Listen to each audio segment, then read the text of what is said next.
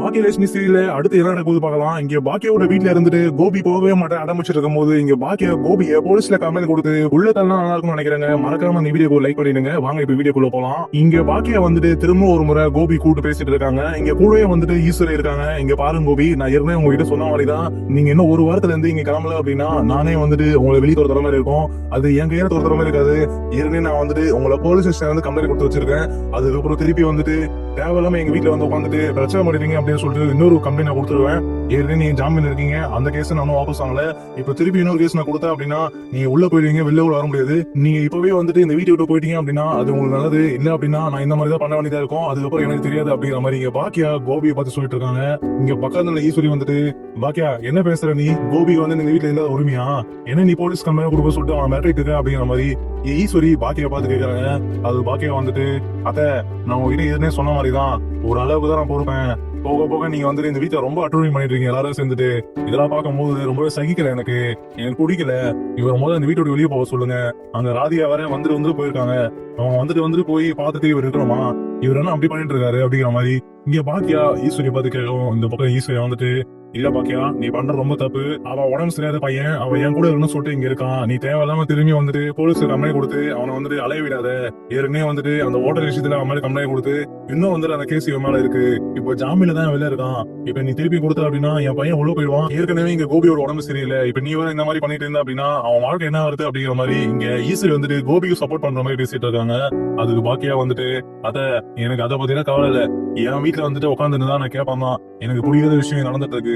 அது உங்களால நடக்குது. எனக்கு சுத்தமா புரியல நீங்க பண்றதுதான். நான் எவ்வளவுதான் பொறுத்துக்கிட்டு. அதே மாதிரி அன்னைக்கு காலையில நான் சமையல் செய்யறேன் நமக்கு எல்லாருக்கும். ஆனா நீங்க என்ன பண்ணிருக்கீங்க? நான் தான் சமையல் செஞ்சு இவரு கொடுத்து சொல்லிட்டு இவர்கிட்ட போய் அந்த சாப்பாடுலாம் கொடுத்துருக்கீங்க. இவர் வந்துட்டு நான் தான் சமையல் செஞ்சு கொடுத்துருக்கேன் அப்படின்னு சொல்லிட்டு சாப்பிட்டு இருக்காரு. இது எல்லாமே எனக்கு தெரியாம இல்லாத எல்லா விஷயம் எனக்கு தெரியும். நான் எல்லாமே பார்த்துதான் இருக்கேன் நீங்க பண்றதெல்லாம். நீங்க நினைக்கிறீங்க மாதிரி ஒண்ணு அது நடக்கவே நடக்காது.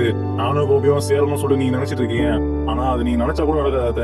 நான் என்ன பண்ற மட்டும் பாருங்க, எப்படி பண்ணிட்டீங்க அப்படின்னு சொல்லிட்டு இங்க பாக்கியா ஒரு கட்டத்துல ரொம்பவே கோவப்பட்டு பேச ஆரம்பிச்சாங்க. அதுக்கப்புறம் அந்த இடத்துல இருந்து பாக்கியா கிளம்பிட்ட பிறகு ஈஸ்வரி வந்துட்டு கோபிகிட்ட பேசிட்டு இருக்காங்க. இங்க பாரு கோபி, இந்த வீட்டுல இருக்கிறது உனக்கு எல்லா உரிமையும் இருக்கு. அவ ஏதாவது மேட்ரா, அவ ஏதாவது சொல்ற யோசனை நீ யாரா நினைச்சிட்டு இருக்காத. அதுக்காக நீ போயிட்டு ராதியா கூட வாழ வேணாம். அம்மா நான் இருக்கேன்டா. என்ன மாரி அந்த பாக்கியா என்ன பண்ணிக்கலாம் நான் பாத்துறேன். என்ன மாரி இங்க எதுவுமே நடக்காது கோபி.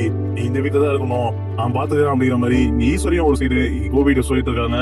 இங்க கோபி வந்துட்டு, இல்லம்மா என்னம்மா பாக்கியா அப்படி பேசிட்டு இருக்கா? நான் இப்போ பாக்கியோட திறமையா பாராட்டி எனக்கு இப்போ பாக்கியா மேல ரொம்பவே மரியாதை இருக்குமா. ஆனா இந்த டைம்ல வந்துட்டு பாக்கியா என்ன இப்படி பழி வாங்கிட்டு இருக்காரு அப்படிங்கிற மாதிரி இங்க கோபி சொல்லிட்டு இருக்காரு. அதுக்கு இங்க ஈஸ்வரி வந்துட்டு, விடு கோபி, எல்லாம் நீ பழசு பண்ணது எல்லாத்தையும் மனசை நினைச்சு பண்ணிட்டு இருக்கா. அவ என்ன பண்ண முடியும்? அவ போலீஸ் கம்ப்ளைண்ட் வந்து எப்படிதான் கொடுத்துருவா சொல்லிட்டு நானும் பாத்துறேன் அப்படிங்கிற மாதிரி ஈஸ்வரி சொல்லிடுறாங்க. அதுக்கப்புறம் இங்க சோபால உட்காந்துட்டு ஈஸ்வரி கோபி பேசிட்டு இருக்கும் போது செழின்னு வந்துட்டு வராரு.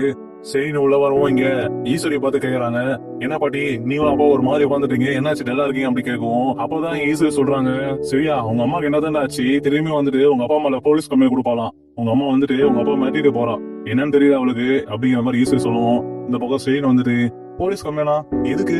முதல்ல தான் இருந்தே ஒரு போலீஸ் கம்ப்ளைண்ட் கொடுத்தாங்க, இப்ப எதுக்கு திருப்பி கொடுக்க போறாங்க அப்படின்னு கேட்கும் போது ஈஸ்வரி சொல்றாங்க, உங்க அப்பா வந்துட்டு இந்த வீட்டை உட்காந்துட்டு இருக்கால, அது உங்க அம்மாவுக்கு பிடிக்கல. அதுதான் வந்துட்டு போலீஸ் கம்ப்ளைண்ட் கொடுத்து இந்த வீட்டை விட்டு துரத்தலாம் சொல்லிட்டு அவ பண்ணிட்டு இருக்கா அப்படிங்கிற மாதிரி ஈஸ்வரி பாக்கியா சொல்றாங்க. அது சரின்னு வந்துட்டு, எதுக்கு பாட்டி அம்மா அப்படிலாம் பண்ணிட்டு இருக்காங்க, அம்மா எங்க இருக்காங்க அப்படின்னு கேட்கும். அதுக்கப்புறம் ஈஸ்வரி சொல்றாங்க, அவன் மேலதான் இருப்பா போ அப்படிங்கிற மாதிரி இங்க செழினை ஈஸ்வரி அனுப்பி வைக்கிறாங்க. இங்க செழி நேரம் போயிட்டு பாக்கிய வந்து பேசிட்டு இருக்காரு. அம்மா என்னதான் ஆச்சு உனக்கு? இப்ப எதுக்கு திருப்பி வந்துட்டு அப்பா மேல போலீஸ் கம்ப்ளைண்ட் கொடுக்கும் அப்படின்னு சொல்லிட்டு இருக்கேன் அப்படிங்கிற மாதிரி இங்க செழி போயிட்டு பாக்கிய கேட்கும். அது பாக்கியா வந்துட்டு, இங்க பாரு சரியா, எப்ப பாரு உங்க அப்பாவுக்கு சப்போர்ட் பண்ணி என்கிட்ட பேசாத. எனக்கு இந்த வீட்டுல பிடிக்காத ஒருத்தர் இருக்கான் அப்படின்னா நான் என்ன வேணா பண்ணுவேன். எனக்கு அவர் இங்க இருக்கிறது குடிக்கல அப்படிங்கிற மாதிரி சொல்லுவோம். அந்த பக்கம் செழி வந்துட்டு, அம்மா நீ இன்னும் அப்பாவை புரிஞ்சுக்கலையாம்மா, அப்பா ரொம்ப நல்லவருமா, அவர் பழைய மாதிரி இல்ல, நீ எதுக்கு அவர் புரிஞ்சுக்காம வந்துட்டு தேவையில்லாம் இல்ல பண்ணிட்டு இருக்க அப்படிங்கிற மாதிரி இங்க செழின்னு பாக்கியா பார்த்து கேட்கும். அது பாக்கியா வந்துட்டு, சரியா எனக்கு அதெல்லாம் பத்தி கவலை இல்லடா, எனக்கு வந்து இந்த வீட்டை அவர் எதிர்த்து பிடிக்கல. உங்க பாட்டியை வந்துட்டு என்னைய அவர் சேர்த்து வைக்கலாம் சொல்லிட்டு ஏதோ பண்ணிட்டு இருக்காங்க. இதெல்லாம் வந்துட்டு பாக்கிறதுக்கு பிடிக்கவே இல்லை எனக்கு. அதுதான் வந்துட்டு நான் எப்படிலாம் பண்ணிட்டு இருக்கேன் அப்படிங்கிற மாதிரி இங்க பாக்கியா சொல்லுவோம். அந்த பக்கம் செழின்னு வந்துட்டு, அம்மா ஒண்ணு தெரியுமா, நான் எவ்வளவு நாளா வேலைக்கு கூட போலாமா, நான் எவ்வளவு நாளா ஆபீஸ் போகாம கிளம்பிட்டு அங்க போய் அப்பாவோட கிளப் கிச்சன்ல தான் இருந்தேன். என்னை வேலையை விட்டு எப்பயோ தூக்கிட்டாங்க. ஆனா அப்பா வந்துட்டு என்னை வேலையை விட்டு தூக்கிட்டாங்க அப்படிங்கும்போது என்ன கஷ்டப்பட்டு நேத்து. உடனே வந்துட்டு அப்பா கால் பண்ணி எனக்கு ஒரு வேலையை வாங்கி கொடுத்தாருமா. அவர் அந்த அளவுக்கு பாசமா இருப்பார் நம்ம மேல. இவ்வளவு இருக்கும்போது நீமா அப்படி பண்ணிட்டு இருக்க அப்படிங்கிற மாதிரி இங்க சரின்னு கேட்கும். இந்த பக்கம் பாக்கியா வந்துட்டு, என்ன சரியா சொல்ற, உன வேலையை விட்டு எப்ப தூக்கினா எதுவுமே சொல்லவே இல்லை, எப்ப நீ புதுசா ஜாயின் பண்ண அப்படி கேட்கும்போது ஆமாமா, என்னை ஏற்கனவே தூக்கிட்டாங்க. நான் இந்த விஷயத்த வீட்டுல சொன்னேன் அப்படின்னா நீ ஜெனி எல்லாரும் கஷ்டப்பட்டு சொல்லாம இருந்தேன். அது வரைக்கும் அப்பாவோட லவ் பிக்சர் தான் இருந்தேன். அதுக்கப்புறம் இப்பதான் அப்பா வந்து எனக்கு வேலை வாங்கி தந்தாரு அப்படிங்கிற மாதிரி சொல்லுவோம். இந்த பக்கம் பாக்கியா வந்துட்டு சரியா, அது அவங்க அப்பா பண்ற உனக்கு வேலைடா, எனக்கு ஒரு சம்மந்தம் இல்ல. அதனால நீ அதெல்லாம் பேசி என்ன வந்து மனசு மாத்த வைக்காத.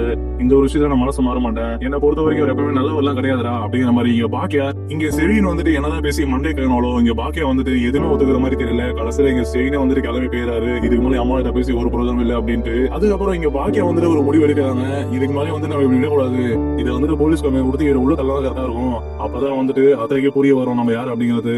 நம்ம எல்லாம் வந்துட்டு சொல்ற விஷயத்துல கேட்டு தலையாடி இருப்போம்னு வச்சுட்டு இருக்காங்க. இதை முதல்ல ஏதாவது முடிவு பண்ண சொல்லிட்டு இங்க பாக்கியா இந்த விஷயத்த முதல்ல ராதிகா கிட்ட சொல்லிட்டு ராதிகா என்ன சொல்றாங்கன்னு சொல்லிட்டு கேட்கலான்ட்டு இங்க பாக்கியா நேரா ராதிகா வந்துட்டு போன் பண்றாங்க. ராதிகா கால் பண்ணும்போது அங்க ராதிகா வந்துட்டு கால் அட்டன் பண்ணி பேசுறாங்க. பேசும்போது இங்க ராதிகா ஹலோ அப்படின்றாங்க. அது பாக்கியா வந்துட்டு நான் பாக்கியா பேசுறேன் அப்படிங்கிற மாதிரி சொல்றாங்க. அது ராதிகா வந்துட்டு சொல்லுங்க பாக்கியா அப்படிங்கிற மாதிரி சொல்லுவோம். அப்பதான் எங்க பாக்கியா சொல்றாங்க, இங்க பாருங்க கோபி வந்துட்டு இந்த வீட்டுல இருக்கு எனக்கு பிடிக்கல. ஒண்ணு அவர் வந்துட்டு நீங்களும் ஏதாவது பேசி கூட்டிட்டு போயிடுங்க. அவரு அவங்க அம்மா கூட சேர்ந்து தேவையெல்லாம் பண்ணிட்டு இருக்காங்க. இதெல்லாம் பார்க்கும்போது எனக்கே பிடிக்கல அப்படிங்கிற மாதிரி இங்க பாக்கியா சொல்லுவோம். இந்த பக்கம் ராதிகா வந்துட்டு பாக்கியா நீங்க வந்துட்டு இப்பதான் என்கிட்ட இப்ப பேசுறீங்க. ஆனா நான் இல்லாத போது இங்க கோபி நல்லா தான் பேசிட்டு இருக்கீங்க. இப்ப மட்டும் என்கிட்ட சும்மா ஃபார்மாலிட்டிக்கு கோபி வந்துட்டு ஏதோ எதிரியா பாக்குற பேசிருக்கீங்க அப்படிங்கிற மாதிரி ராதிகா சொல்லுவோம். இந்த பக்கம் பாக்கியா வந்துட்டு இங்க பாருங்க ராதிகா, நீங்க என்ன நினைச்சுக்கோங்க, அதை பத்தி எனக்கு கவலை இல்ல. நீ ஏதோ நினைச்சிட்டு இருக்கீங்க. ஆனா என்ன பொறுத்த வரைக்கும் கோபி வந்துட்டு எனக்கு பிடிக்காது. கோபி வந்துட்டு இந்த வீட்டை விட்டு எப்போ போவான் நான் இருக்கேன். அதனால தான் இப்ப நான் கால் கூட பண்ணேன். கோபி மட்டும் இந்த வீட்டை விட்டு வெளியே போகல அப்படின்னா நான் கோபி மேல திரும்பி வந்துட்டு போலீஸ் கம்ப்ளைண்ட் கொடுக்குற மாதிரி இருக்கும். நான் ஏற்கனவே வந்துட்டு ரெஸ்டாரண்ட் விஷயத்தையே அவர் மேல போலீஸ் கம்ப்ளைண்ட் கொடுத்திருந்தேன். இப்ப திருப்பி வந்துட்டு அவர் மேல போலீஸ் கம்ப்ளைண்ட் கொடுக்குற நிலைமை வந்துடும் உங்களுக்கு. அதனால நீங்களே வந்துட்டு கோபி ஏதாவது சொல்லி கோபி வந்துட்டு உங்க வீட்டை கூட்டிட்டு போயிருங்க. இல்ல அப்படின்னா நான் இந்த மாதிரி தான் பண்ண வேண்டியது இருக்கும். கோபி வந்து திருப்பியும் போலீஸ் ஸ்டேஷன்ல போய் உட்காந்து வேண்டியதா இருக்கும். இதை சொல்லதான் உங்களுக்கு கால் பண்ணேன் அப்படின்னு சொல்லிட்டு இங்க பாக்கியா ராதிகாவோட கால் வந்து கட் பண்ணிடுறாங்க. இப்போ பொறுத்த இருந்து பாக்கலாம் இங்க பாக்கியா வந்துட்டு திருப்பி வந்துட்டு கோபி மேல போலீஸ் கம்ப்ளைண்ட் கொடுப்பாங்களா இல்ல கோபி வந்துட்டு வீட்டை விட்டு அவரே வெளியே போயிடுவாரா அப்படிங்கறதையும்